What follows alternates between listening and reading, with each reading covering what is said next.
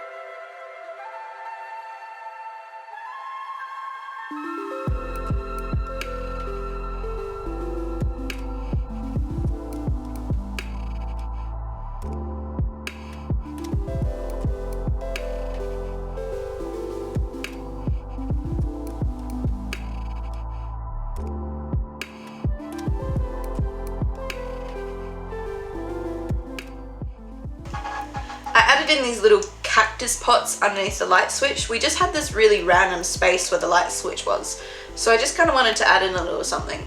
On top of the light switch you can see where I've drawn like a little bowl, and I wanted to do like kind of little money plant dribbling down, but I decided that these little pots of cacti were a lot better.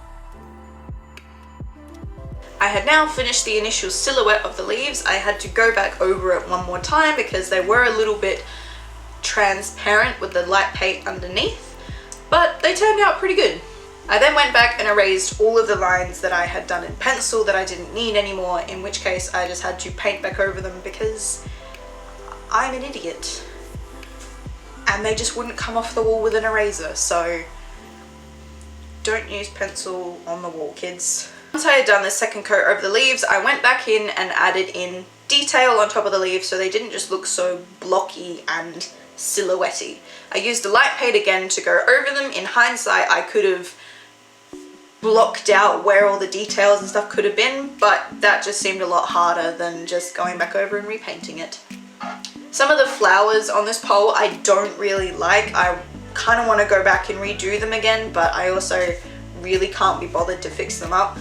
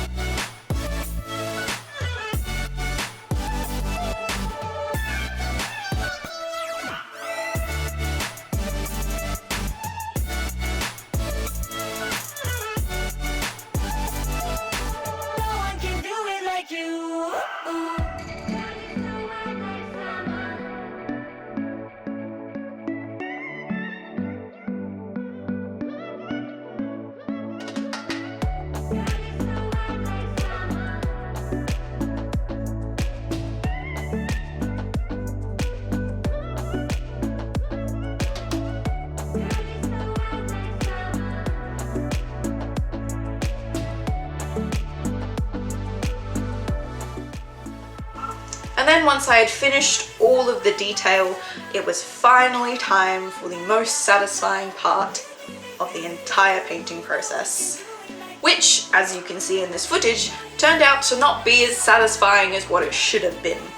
It didn't peel off easily, and we had kind of stuck it in a place where the green still peeked through, possibly because the previous owners had painted the green over the top of that white pole, and as you can see and tell, I have painted over the top of that white skirting board, so we're both as bad as each other. And then once me and my housemate had peeled away all of the tape, it was finally complete.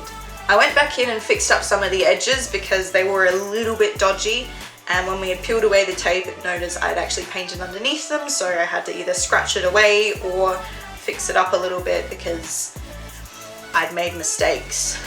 Overall, I'm pretty proud of it. It's the first time I've ever actually painted on a wall. There are a lot of things I would do differently next time, but hey, it's a learning curve. I've learnt my lesson, and yeah, I'll be ready next time I have to do it.